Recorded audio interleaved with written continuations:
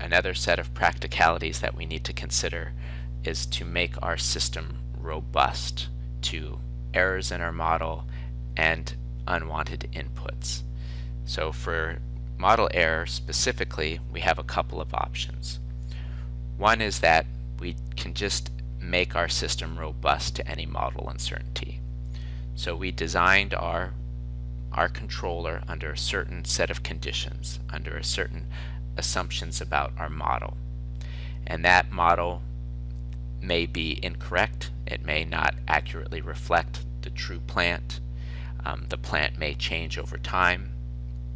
And so one option is just to make our system robust to that uncertainty in the model or those changes in the model. So if we designed a controller for a certain set of conditions, it will still perform well if those conditions change a bit. So the performance, the speed, the overshoot doesn't change.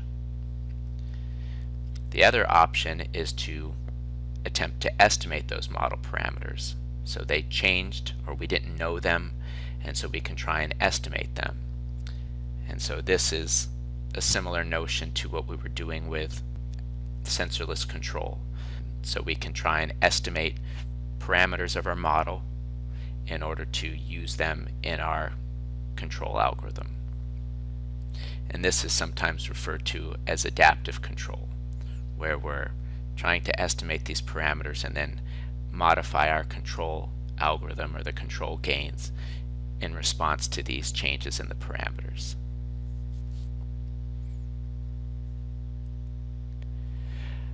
In order to make our system robust to these model errors, we need a measure of robustness. And so one way to do this is to define something called a sensitivity function, this quantity S. And it's basically defined as how much does the closed loop transfer function change for a given change in the plant. So how much does the closed loop model change for a change in the plant model? And in general, we want that quantity to be small. We don't want the closed loop system to change a lot for a change in the plant. We want it to be insensitive to those changes. And for this sort of standard form of unity feedback with a single controller and a single plant, it can be shown that the sensitivity function has this form. It's 1 divided by 1 plus the forward path or the loop transfer function.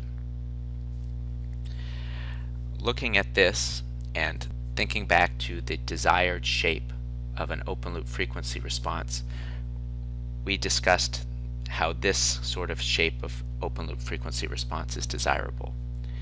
We have a high gain at low frequencies to help with disturbance rejection, and we have a small gain at high frequencies to help with noise rejection. And so looking at this, looking at our definition of the sensitivity function, what this shows is that the system has good sensitivity, small sensitivity at low frequencies. So we have a large magnitude. So this is a large magnitude. The numerator is just unity, and so this large magnitude divided into 1 will make for a small sensitivity value. However, at high frequencies, when the magnitude is small, then the sensitivity gets large. And so the approach is, the idea is, out here where the system is sensitive, we don't want it to be operating. We want this to be a range of frequencies where the system doesn't need to perform. It doesn't need to be tracking inputs of that frequency. We just roll it off, we just attenuate it, and we don't worry about it. We also want our system to be robust to unwanted inputs, for example, disturbances. And so when we have disturbances, one option, and we've discussed some of these options previously, but just to sort of refresh, one option is to make the system robust to the disturbances. In other words, to attenuate disturbances so that their effect is not seen at the output. And so one thing that you have to be careful about is that when you make the system attenuate the disturbance, you need to be careful of what the effect is on other goals, how the system responds to other inputs. So maybe you attenuate the disturbance, but that causes you to amplify the noise, or it hurts your ability to track a reference, things like that. And so we had discussed this previously.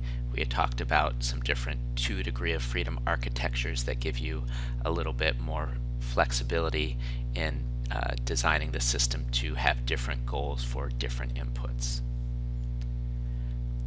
Another option, which sort of falls under this 2 degree of freedom architecture, is to feed forward knowledge about the disturbance, measure the disturbance, or estimate the disturbance in order to correct the control signal sort of ahead of time, rather than waiting for the effect of the disturbance to pass through the plant and get measured and fed back, and then fed through the feedback controller to correct it, etc. You sort of feed forward that knowledge in order to anticipate the effect on the output in order to correct it sort of immediately. Another unwanted input that we want to be robust to is noise. And so again, we can just make the system robust to noise, attenuate that noise, where again we have to be careful of the effect on other goals.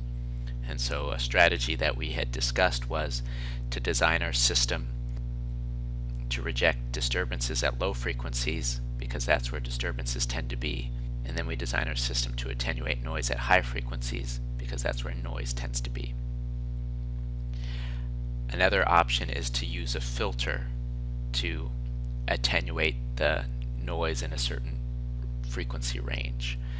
This is really no different than considering the effect of the controller on certain frequencies, certain inputs. We're just sort of pulling it out of the controller and considering it as a separate entity with a very specific goal. This traditional notion of filtering works well when the noise signal is in a different frequency range than the reference signals, since often it is the case that the transfer function that represents how the output responds to noise has the same sort of structure as the transfer function for how the system responds to the reference. We often are in a situation where if we attenuate one, we attenuate the other. We can't treat the reference and the noise differently. And so if we're lucky enough to have our reference in one frequency band and our noise in another frequency band, then we can just do filtering in that region where the noise is. So for example, this is a frequency response of a low pass filter, and so we can see that the pass band is at low frequencies. We don't attenuate low frequencies, so perhaps the reference inputs are in that frequency range, but then we attenuate high frequencies where perhaps the noise is.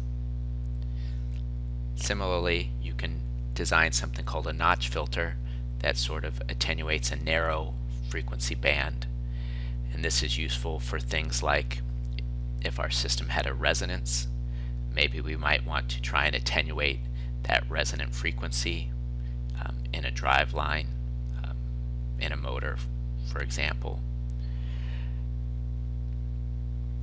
This could also be used to reject noise that has a very specific frequency. For example, if we're sort of plugged into the wall such that we're getting interference at the frequency at which the AC signal comes out of the wall, 60 Hertz, we could design this notch filter to get rid of that specific noise component.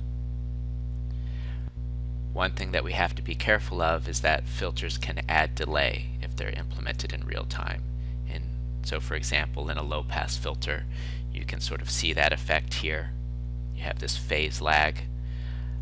You could also think of a low pass filter as sort of a moving average, where you're sort of averaging old samples of data. And so in that process, you add delay. And so you have to be careful about that effect. If we have a situation where the noise and the reference are in the same frequency range, another alternative is to use the Kalman filter, which is the form of an estimator or an observer that we discussed when we were considering sensorless control. And so the idea is that we have a measurement, it's corrupted by noise, and we combine that with an estimate from a model, from a mathematical model, and we combine the two in order to get a better measurement or a better estimate of the thing we're measuring.